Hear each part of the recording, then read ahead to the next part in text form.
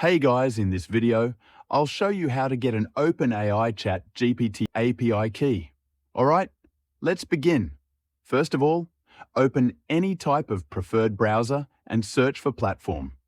Open.com after that sign into your account, and you will be redirected to this type of web page here. On the left side, you can see the menu. Simply click on the API keys and you will be able to create a new secret key.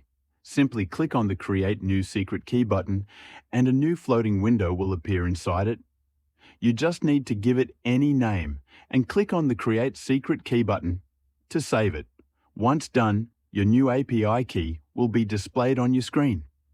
You can now copy it and use it wherever you want.